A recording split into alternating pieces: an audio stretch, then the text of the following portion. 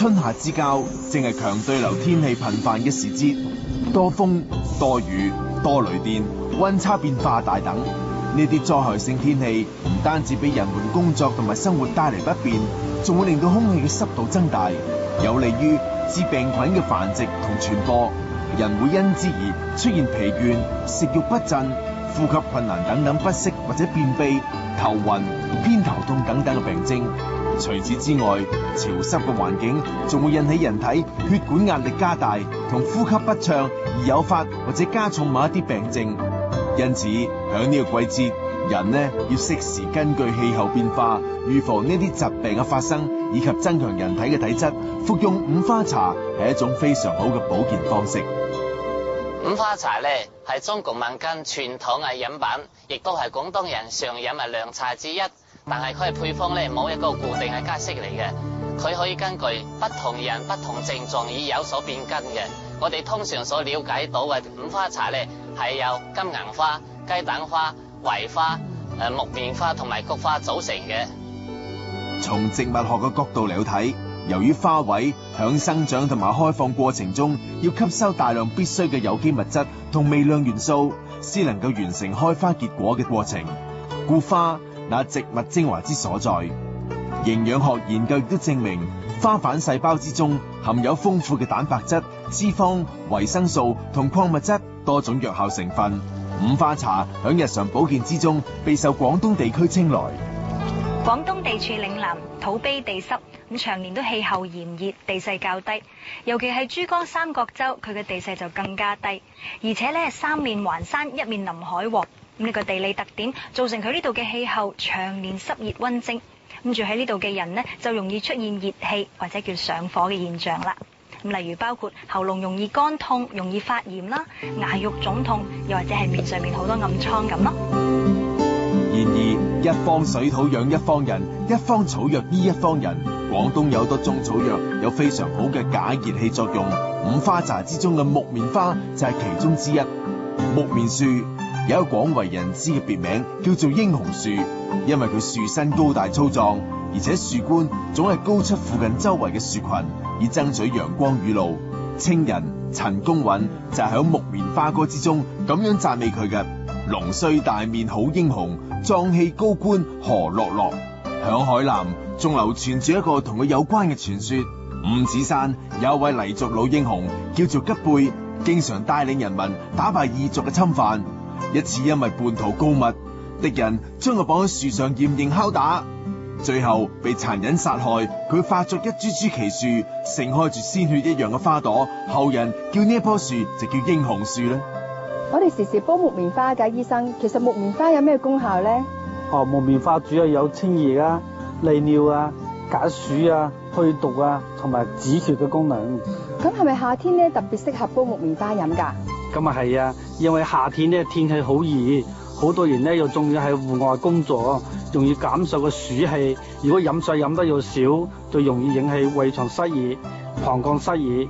呢個時候咧，我哋就煲啲木棉花嚟飲啊。木棉花係廣州市嘅市花，而廣州人對佢印象最早咧，可以追溯到2000多年前嘅南越國。從南越王咧定都番禺開始咧，即係2000幾年前嘅廣州咧，就已經廣泛種植木棉樹噶啦。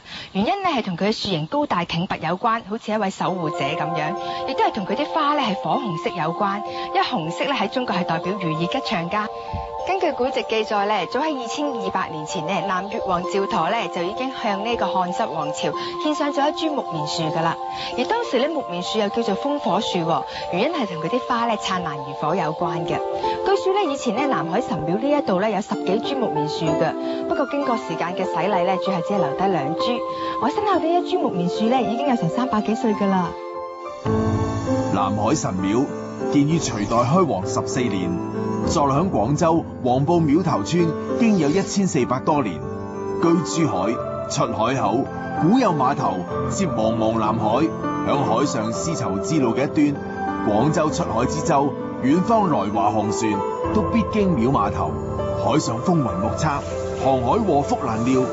航海人寄望於冥冥神靈保佑，自然求庇於主掌海事嘅南海神。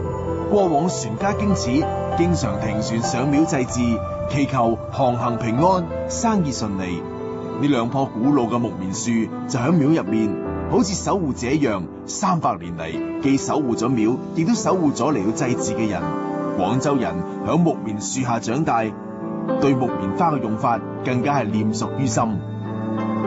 我哋可以用木棉花單味煲水飲，又可以用木棉花與冬瓜、赤小豆、薏米同埋豬展啊、鯽魚啊一齊嚟煲湯飲。相對於南方人嚟講，木棉花可謂係廣植庭園，見慣不怪。而響北方亦都有一種花係司空見慣，佢就係5花之一嘅槐花。河南省延津縣擁有豫北地區最大嘅萬畝槐林，呢度嘅槐樹枝多葉密，綠蔭如蓋。每年嘅5月份左右，槐花盛開，陣陣清香，沁人心脾。香中清淡妙，花裏最清寒。呢一個就係槐花素來俾人嘅印象。槐樹咧有好多個名㗎，例如咧6年香啦、金藥樹啦，同埋護房樹等等嘅。但係咧佢仲有一個好俊美嘅名就係玉樹啦。由於槐樹咧長得高大挺拔啦，開花嘅時候咧好俊美㗎，所以咧當我哋見到個男仔生得好英俊、好靚仔咧，我哋就會讚佢玉樹臨風啦。而玉樹臨風入邊嘅玉樹其實就係指槐樹㗎。響中國，槐樹係一種非常古老而又具有幾分神異色彩嘅樹種。由於槐字木旁重軌，古人認為槐樹可以抵擋神怪。據古籍記載咧，周武王咧曾經問姜太公：天下妖孽之多，可以點樣預防佢哋嘅入侵呢？姜太公咧就教周武王啦，只要喺皇宮嘅兩側種上一啲槐樹，並且咧舉行一啲祭祀嘅儀式，咁就可以預防咧唔好嘅事情唔好發生，好嘅事情先發生嘅。而且咧仲可以咧預知咧天災人禍，造福人群噶。不僅如此，無論係民間定係史料當中，都流傳住同埋記載咗好多關於槐樹嘅神奇傳說。大家好熟悉嘅就係南柯一夢呢個故事，就發生響大槐樹下。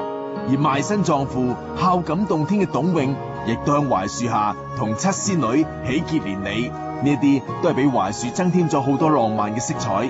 不過槐樹最讓人稱道嘅就係本身所具有嘅藥用價值。涼血解毒係功效嘅。現代藥理表明，槐花含有蘆丁、蠔皮素、槐異醇、維生素 A 等物質。蘆丁能夠改善毛細血管功能，保持毛細血管正常嘅抵抗力，防止因為毛細血管脆性過大、滲透性過高引起嘅出血、高血壓、糖尿病。服之可以預防出血。槐樹咧，除咗好有藥用價值同埋食用價值之外咧，其實咧佢仲係好好嘅一種蜜源樹嚟嘅。每年咧槐花盛開嘅季節咧，除咗啲藥農啊、菜農好忙碌之外咧，其實咧啲蜜蜂咧都好忙㗎。許醫生嗬？係啊，因為槐花蜜咧應該講係蜜中係上品嚟嘅，佢係心血管病人嘅最佳嘅保健品嚟嘅。所以因為槐花蜜咧，佢可以提高人體毛細血管啊柔軟度，增強抵抗力，所以臨床上咧經常可以攞嚟治療高血壓病啦，仲可以預防中風添。哇，槐花咁有益啦，唔怪之得咧，古往今來咧都咁多人喜歡佢啦。但係數到歷史上最喜歡槐花樹嘅話咧，莫過於佢啦。春秋時期，齊國國王齊景公愛槐如痴，派出官吏守護，並下令犯槐者刑，傷槐者死，有罪而傷槐者加刑。齊景公女兒睇唔過去，就對政治家晏子說：父君以樹木之故加罪於人，豈不讓鄰國枉說君愛樹而賤人嗎？晏子將呢番話回稟齊景公之後，景公就命令撤去守樹官吏，廢止傷樹之法，放出犯槐之囚，可見古人愛槐如痴嘅地步。